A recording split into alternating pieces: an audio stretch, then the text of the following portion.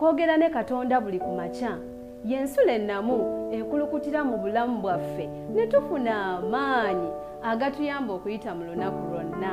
Funa amaanyi nga tonnafuluma nnyumba yo. Abalabi baffe abalungi, erinnya lya Mukama waffe lyebazibwe nnyo. Yeebazibwe Katonda awanidde obulamu bwaffe ate n'atuyisa mu budde obw'ekiro tuuse amakya ga leero nga tukyassa omuka ogw'obulamu. Nkwaniriza nate mukwano gwange omwagalwa mu nsulo ey'ekyenkya ku mukutu gwaffe guno ogwa 3ABN awamu ne Avento Productions. Mukwano gwange omwagalwa, njagala okwongera okutegeeza obubaka buno busangibwa, osobola okubusanga ku YouTube, kusinganibwako obubaka buno bwonna nobuze bubeerawo emabega, osobola obisanga ku YouTube. Kasooka okwata essimu yo teekamu oba laptop yo teekamu Avento Productions, bagenda kubanga bakuwa obubaka obwo bwonna. Oba osobola okubeera ne app ku ssimu yo, genda mu Play Store oteekemu ekigambo Avento Media, ogenda kuba ofuna app yaffe eyo obenga ogoberera buli kimu ekigenda mu maaso. Mukwano gwange omwagalwa, omulabi waffe omulungi, njagala okwongera okusaba oyongere okuwanirira n'okuwagira omulimu guno. Omulimu guno osobola okuguwagira ng'oyita ku ssimu yo. Essimu yo osobola okukozesa gwalina omukutu ogwa Airtel, osobola okunyiga *185 star n'onyiga 9#. Bajja kusaba merchant code, ojja kuba onyigamu 43 97 85 then osembyeyo 0. Ojja kubanga oteekamu pin code yo obenga owanirira n'okuwagira omulimu guno. Sponsor waffe omulimu guno gusobola oleka ngenda mu maaso ate okwetoloola ensi yonna. Gwa MTN osobola okunyiga *165 star 3#, *165 star 3#, then olyoke onyigemu 83 89 era osembyeyo 83. Ojja kuba nga osobola okuteekako ensimbi zonna Mukama z'anaakusobozesa olabike ng'owagira omulimu guno ate olyoke osobola okulabika nga gweyongerayo mu nsi yonna. Miwanda Kester nze nkwanirizaako amakya ga leero ku lunaku luno olwokuna mu wiiki ye Wednesday, embale ya Bayibuli. Weebale kukeera ku 3ABN TV. Mukama akuwa omukisa. Lunaku olwaleero njagala okulwagaliza ekkanisa yaffe eya Galamba. Ekkanisa yaffe eya Galamba, bannange tubaagala nnyo, Mukadde Sendawula n'abalala abali mu kuteekateeka omulimu gw'enjiri. Effort eno egenda kubeerawo mu kitundu eky'Galamba ng'ennaku z'omwezi 13 Desemba. Mbaagaliza okuteekateeka obulungi omulimu guno, so nga ate n'abeeka ku ngube n'abali mu kuteekateeka effort, nammwe bannange mbaagaliza ekisa kya Katonda nga muteekateeka. Ate mu ngeri enjawulo muzikirize namuseko bakadde bange, mwami n'omukyala Joel Kalenzi eri ewaffe mu Busujju Mityana district. Mbaagaliza emikisa gya Katonda mikwano gyange abaagalwa. So nga lesinza kwerabira ab'ekkanisa y'e Kabumbi gye tuli mu weekend ey'okusaba. Kkanisa yaffe y'e Kabumbi kulemberwa omukadde Sally John. Mwebale nnyo, mwebale ddala okujjumbira n'okwongera okukowoola abalamu mwenna mujje tuyige tusabe tuleke nga tufuna ekigambo kya Katonda nga bwe kyateekateekebwa. Makya ga leero tugenda kuyiga ku kyokuyiga kyaffe, njagala kujjukiza tuli mu kitabo kino eky'okubikkulirwa. Kitabo kino eky'okubikkulirwa mwaka guno gwonna tuli lunyiriri ku lunyiriri mu kitabo kino ekyakubikkulirwa. Jjo twabadde n'olunyiriri olwokuna, so nga ate olwaleero tugenda kutunuulira olunyiriri olwokutaano. Kyokwiga kino ekyakasimuka kiriko omutwe ogugamba okuzuukira okw'emirundi ebiri. Katusabe. Ogulumize kitaffe era obw'ekitiibwa. Weebale kubanga otuyizza mu budde obw'ekiro ne tukeesanga tukyali balamu. Linnya lyo ogulumize weebale obw'ekitiibwa. Okkiriza okwogera gye tuli n'amakya gaali. Tusaba Omwoyo Omutukuvu yawandiisa ebigambo bino atuluŋŋame tubitegeere bireme okusayiza omusango, tusayiza omusango naye bituweesa obutuukirivu ku nkomerero. Tuluŋŋamye nze agenda okulemberamu n'abagenda okuliza wonna we bali n'okutulaba bawe omukisa tuveewo ffenna nga tukyusibwa era n'okuzibwa obujja kuba Yesu Kristo Mukama waffe. Amiina. Okuzuukira okw'emirundi ebiri. Bayibuli egamba ku Bikulu essula ya 20 olunya olwokutaano we tuli olunaku olwaleero ega nti abafu abalala tebaaba balamu okutuusa emyaka 1000 bwe gyaggwa. Kuno kwe kuzuukira okw'olubereberye. Abafu abalala tebaaba balamu okutuusa emyaka 1000 bwe gyaggwa. Kuno kwe kuzuukira okw'olubereberye. Mukwano gwange omwagalwa, njagala tutambule ffenna mu ky'okwiga ky'olunaku olwaleero. Bangi basoma ekyandiikibwa kino bayinza okwewuunya oba mu kyo mulimu ensobi. Olunyi lutandika abafu abalala tebaaba balamu okutuusa emyaka 1000 lwe gyaggwa. Kati weetegereze statement eddako egamba naye ebigambo ebiddako bigamba kuno kwe kuzuukira okw'olubereberye. Kati bangi abasoma ebigambo bino ate ne bavaamu okutabulwa nibanga ate ababitabudde babanga ebitategeerekeka. Naye Mukama mulungi, Mukama yeebale kubanga tugenda bitegeera olwaleero. Okuzuukira okw'olubereberye si kwe kwandibadde okw'abatuukirivu abafu mu kujja kwa Kristo omulundi ogwokubiri. Kino kibuuzo eri abo abasoma olunyiriri luno. Manyi nti naawe okyebuuza bw'olusoma, okyebuuza bw'oluwulidde. Kati weetegereze. Omuwandiisi agamba ekisooka katukkaanye nti mazima Bayibuli eyigiriza nti waliwo okuzuukira kwa mirundi ebiri. Ekyo kye kituufu. Ojja kgenda mu bitabo ebirala mu Bayibuli era ojja kuzuula nga Bayibuli eyogera ku mirundi ebiri egy'okuzuukira gye giriwa. Weetegereze, Yesu agamba temwewuunya ekyo kubanga ekiseera kijja bonna abali mu ntaana lwe baliwulya eddoboozi lye ne balivaamu, abo abaakolanga ebirungi balizuukira obulamu. Weetegereze, n'abo abaakola ebitasaana balizuukira omusango. Ekitegeeza ne wano Yokaana ssuula ey'okutaano olwa28 n'olwa29 akikkaatiriza. Waliwo abagenda okuzuukira obulamu ate waliwo n'abo abagenda okuzuukira omusango. Kuno okuzuukira kwa mirundi ebiri mukwano gwange mpuliriza. Okuzuukira okw'olubereberye kubeerawo nga Kristo akomawo ku ntandikwa y'emyaka 1000. Tuzze tuyiga ku myaka gino 1000. Emyaka gino 1000 girimu bino.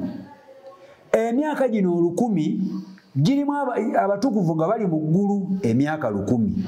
Emyaka 1000 era mu ngeri y'emu Setaani mwagenda okubeera mu kkomera lye emyaka 1000. Bino emyaka gino 1000 gigenda kubeera mu kiseera kye kimu. Naye ku ntandikwa yaagyo olunyiriri lugamba waliwo okuzuukira. So nga ate ne ku nkomero y'emyaka gino 1000 era waliwo okuzuukira. Okuzuukira okw'emirundi ebiri kwe tuliko olwaleero mukwano gwange omwagalwa. Kati weetegereze, okuzuukira okw'olubereberye kubeerawo nga Kristo akomawo ku ntandikwa y'emyaka 1000. Osobola okisanga mu Basessalonike ekisooka essula ey'okuna olunyiriri 14 paka ku 17. Genda osomeyo ojja byetegereza. Kati weetegereze okuzuukira okwo okusooka. Okuzuukira okusooka tugambye kugenda kubeerawo ku ntandikwa y'emyaka 1000 ku kujja kwa Kristo omulundi ogwokubiri. Kristo bwali abakubira ebyeggulu emyaka 1000 wegigenda okubeerawo waliwo abagenda okuzuukira nga bwe tulabye. Kati wenegereze okuzuukira okwokubiri, okuzuukira musango. Bali bagenda kuzuukira abasooka bazuukira bulamu, abali mu kuzuukira okusooka, abali mu kuzuukira okwokubiri bo bazuukirira musango. Ekitegeeza bagenda kuzuukira basaliwo omusango. Ekibuuzo, ogenda kubeera mu kuzuukira kwa mulundi gwa kumeka? Mu mirundi gino egyo ebiri ogenda kubeera mu kuzuukira ki? Weetegereze. Kubeerawo oluvannyuma lw'emyaka 1000 lwejaggwa. Kati kuno okuzuukira okw'omulundi ogwokubiri ko kubeerawo emyaka 1000 nga giggwaako. Kale lwaki ekitundu ekisembayo mu nnyo olwokutaano kigamba kuno kwe kuzuukira okw'olubereberye? Naawe ekyemanyi ofunyewo ekibuuzo. Kati weetegereze. Ennyinyonnyola ennyangu eri nti okwawulibwamu kw'olunyiriri kwali tekusaanidde.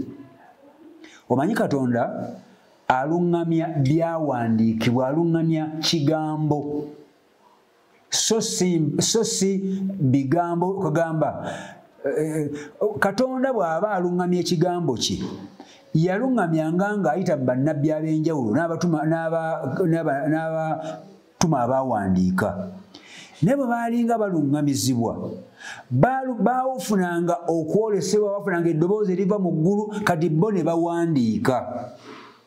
Naye ebigambo oluusi waliwo amakulu bwe bigenda nga biva mu nnimi ez'enjawulo, amakulu ne gagenda nga galinga agakyukamu.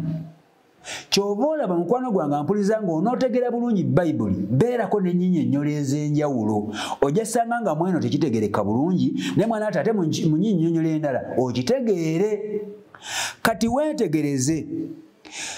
Ennyinyonnyola ennyangu eri nti okwawulibwamu kw'olunyiriri kwali tekusaanidde. Mu Luyonaani olwasooka, weetegereze, kubanga mu ndagaano empya yawandiikibwa mu lulimi luno Oluyonaani. Kati weebanga ewandiikibwa agamba mu Luyonaani olwasooka temwabangamu bubonero mu mpandiika wadde okwawulamu essuula oba ennyiriri. Ekitegeeza eyaluŋŋamizibwanga ebyawandiikibwa bino Katonda ng'amuwandiisa. Mu Luyonaani bo baawandiikanga buwandiisi, tewali wali full stop, tewali wali koma, tewali wali question mark, tewali wali lunyiriri, bo baawandiikanga buwandiisi. Kati abannyonnyozi ba Bayibuli abalala nga baluŋŋamizibwa era Omwoyo Omutukuvu bagenda basoma nga bwe beekenneenya okuva ku lulimi olwawandiikibwamu Bayibuli eno kugenda nga babuteekamu. Naye bwe baali babuteekamu, kati weetegereze, bino byateekebwamu luvannyuma abo abavvuunula emizingo egyasooka, kubanga Bayibuli yasooka kubeera mu mizingo. N'olwekyo ebigambo kuno kwe kuzuukira okw'olubereberye abeera tayogera ku babi oba okuzuukira okwokubiri. Naye mu lunyiriri olwokuna ng'ayogera ku abo abafuga awamu ne Kristo. Kubanga olunyiriri lwatugambye abafu abalala tebaaba balamu okutuusa emyaka 1000. Kuno kwe kuzuukira okw'olubereberye. Kati weetegereze. Simanyi oba ogobera mukwano gwange omwagalwa. Abannyonnyozi bano nga bannyonnyola Bayibuli, nkugambye bagenda bateekamu bu full stop ng'omuwandiisi era bw'atugambye. Kati ekigambo kino kuno kwe kuzuukira okw'olubereberye oba oliawo si we kyaliteekeddwa, tekyalibadde bwe kityo. Kati weetegereze, tuli mu kubikkulirwa lunyiriri ku lunyiriri. Kati wuliriza, ekyamazima olunyiriri lw'omukaaga lunnyonnyola nti aweereddwa omukisa era ye mutuukirivu alina omugabo mu kuzuukira okw'olubereberye. Kitegedde mukwano gwange? aweereddwa omukisa era ye mutuukirivu alina omugabo okuzuukira okw'olubereberye. Okuzuukira kuno kwa mirundi ebiri, kikibuga eky'olwaleero. Ekibuuzo, ogenda kubeera mu kuzuukira kwa mulundi gwa kumeka? Kino olina kyebuuza mukwano gwange, ate okisalawo olwaleero. Kati wuliriza, ekitundu wano tayinza kubanga ayogera ku babi. Bwe kityo ng'ozimbira ku lunyiriri oluyise, tuyinza okutegeera ekyawandiikibwa kino nga kisomebwa nti nendaba. Kati weetegereze, olunyiriri luno bwe lwali lusengekebwa, terwasengekebwa nga bwe lwali badde lusengekebwa. Kati abannyonyezi ba Bayibuli bwe batyo bwe bagamba okusobola okulusoma n'otatabulwa. Weetegereze, ne baba balamu ne bafugira awamu ne Kristo emyaka 1000. Ne baba balamu ne bafugira awamu ne Kristo emyaka 1000. Ekitegeeza okuzuukira okw'olubereberye, Pawulo yatugambye, kwe kw'okuzuukira obulamu. Kati kwe kuzuukira okw'olubereberye okwabo abagenda okuzuukira obulamu. Kati olunyiriri agamba lwali lubadde lugamba ne baba balamu ne bafugira awamu ne Kristo emyaka 1000. Naye abafu abalala tebaaba balamu okutuusa emyaka 1000 bwe gyaggwa. Kati weetegereze, kuno kwe kuzuukira okw'olubereberye. Ekyawandiikibwa kiba mu makulu amatuufu, ne baba balamu ne bafugira awamu ne Kristo emyaka 1000. Bali abaafa nga bakkiriza Mukama waffe Yesu Kristo okumuwa obulamu bwabwe, bagenda kuzuukira mu kuzuukira okw'olubereberye, bafugire wamu ne Mukama waffe Yesu Kristo. Kwe kuzuukira okw'olubereberye. Kati weetegereze, kuno kwe kuzuukira okw'olubereberye. Okuzuukira okw'olubereberye, kati agamba tusaba Katonda otuwa omukisa okubeera mu kuzuukira okw'olubereberye, singa twebaka nga tonaba kudda. Eri abantu eryo be nawulirako nga mwana tubeewaana n'okwewaana, nga bayimba n'oluyimba bakuba akagoma basanyuka, tulizuukira ku lw'oluvannyuma. Mukwano gwange, kati ojja kwesanga bw'obanga tofunye makulu ga lunyiriri luno, era ojja kwesanga mulimu n'ennyiriri nnyingi. Kati bw'obanga tozudde makulu ga lunyiriri luno matuufu, ojja kwesanga ng'obuze. Osanyuka okuba n'obugalo bw'obiibya namu, kubanga oli musanyufu nnyo olw'okubeera mu kuzuukira kuno okw'oluvannyuma. Naye okw'oluvannyuma kwatulaze kwa musango, kuzuukirira musango, kuzuukira ate kuzikirira okw'emirembe n'emirembe. Kati kyavudde aga nti kuno kwe kuzuukira okw'olubereberye. Nze njagala kubeera mu kuzuukira okusooka okw'obulamu. Simanyi mukwano gwange, oyagala kubeera mu kuzuukira ku mulundi gwa kumeka? Kino gw'okisalawo teri agenda kusalira. Nakugamba teriiyo ng'omaze okuva mu bulamu bw'ensi saala eyinza kukyusa ku bolyo oba kusalawo okwo. Teriiyo nsimbi ziyinza kuweebwayo okukyusa ekkubo lyo oba okukyusa wa ogenda okubeera. Naye gwe wennyini gw'olina okusalawo wa wengenda okubeera, oba ngenda kubeera mu kuzuukira okuliwa. Kubanga abalamu abalibeerawo mu kiseera ekyo nga bakkiriza Kristo okubeera omulokozi waabwe, Bayibuli egamba bagenda kufuusibwa basinkane Mukama waffe mu bbanga.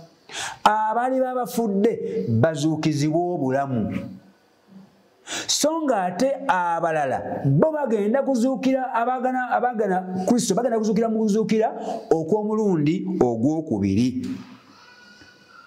naye mu kuzuukira kuno ng'emyaka 10 giweddeko bagenda kuzuukira ate ebyembi baddemu bazikirizibwe ne Setaani emirembe n'emirembe.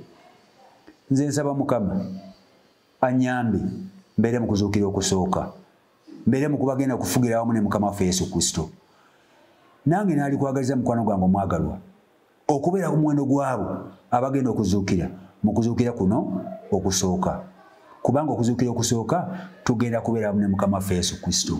Tugenda kusala omusango, tugenda kubeera balamuzi, tugenda kubeera bakabaka, tugenda kufugira wamu naye. Nkuba akafaananyi nga Mukama waffe entebe ye eri wano n'eyange ng'eri wano. Naawe nkikusabira mukwano gwange omwagalwa. Saba Mukama akuwa omukisa mukwano gwange omwagalwa. Negatyamu tusabe essaala eno. Mukama nteeka obulamu bwange mu mikono gyo. Nteeka obulamu bwange mu mikono gyo. Nga singa nfa nga tonnakomawo nsobole okuzuukira mu kuzuukira okw'olubereberye. Lwaki naawe tebeera ssalayo mukwano gwange omwagalwa? Waliwo olunyiriri lwenjagadde mikwano gyange tusome. Waliwo olunyiriri lwenjagadde tusome mikwano gyange ampuliriza. Luli Matayo essula ya 25. Matayo essula ya 25 ngenda kusoma olunyiriri lwa 21. Matayo 25:21 alina ebigambo by'agamba. 21 agamba, kubanga mu biro ebyo waliba ekibonyoobonyo ekinene nga tekibangawo kasookedde ensi ebaawo kutuusa leero, era tekiribaawo nate. Olwanamu olumu n'agamba, abakazi babiri balibanga basa ku lubengo, omu alitwalibwa n'omulala alirekebwa. Omukazi kitegeeza kanisa. Ekkanisa emu, kubanga ekkanisa yenze, omu agenda kutwalibwa n'omulala agenda kulekebwa. Naye kino kisalawo lwaleero mukwano gwange. Saba Mukama akuwa omukisa ng'osalawo leero okutwala Kristo okubeera omulokozi wo. Saba Mukama akuwa omukisa mukwano gwange omwagalwa ng'okkiriza ebigambo bino. Tobeera wamputu kutuuka ku ekyo. Katonda ayogera naawe, ayogedde naawe ebbanga lyonna, oze owulira ebigambo bino. Naye lwaki osigala ng'ogugubye? Naye amawulire amalungi wakyaliwo omukisa. Twala omukisa guno mukwano gwange omwagalwa, naawe olabike nga Yesu akomyewo osikire obulamu obutaggwaawo. Katusabe. Katonda omuyinza w'ebintu byonna, tukugulumiza n'okuwa ekitiibwa ye Katonda. Weebale kubanga oyogera mu kigambo kyo toliiko ky'olikola kutuusa nga omaze okubikkulira bannabbi b'ekyama kyo. Era ekigambo kyo ekyama kyo kibikkuliddwa eri buli muntu yenna. Bangi abagobera emikutu gino bazze balaba ne bawulira ebigambo bino. Katonda omwagala tukwegayirira mu linnya erya Yesu kabirime okutusaliza omusango n'ebituweesa obutuukirivu ku nkomerero. Tusaba ayi Katonda tuleme okubeera ku mukuzuukira okwokubiri naye tubeere mu kuzuukira kuno okusooka okw'okubeera abalamu emirembe n'emirembe. Nsabira omuddu oyo awuliriza. Katonda waffe, omuddu oyo atulaba, asalawo olwaleero okwetaalya okubeera omulokozi we. Asalawo olwaleero okukyusa amakubo ge bw'oliba olabise ku biro eby'eggulu ffenna olyoka otuwooberamu obulamu obutaggwaawo. Weebale kubanga Mukama otuwulidde. Tuwa omukisa gwa Katonda waffe ku bwa Yesu Kristo Mukama waffe. Amiina. Kwagaliza olunaku olungi, kwagaliza emikisa gya Katonda, kwagaliza okubeera mu kuzuukira kuno okw'olubereberye. Mukama abeere naawe, weeraba. Nsigadde Miwanda Kester, omuweereza w'ennyiri ya Kristo mu kkanisa ey'e Nansana.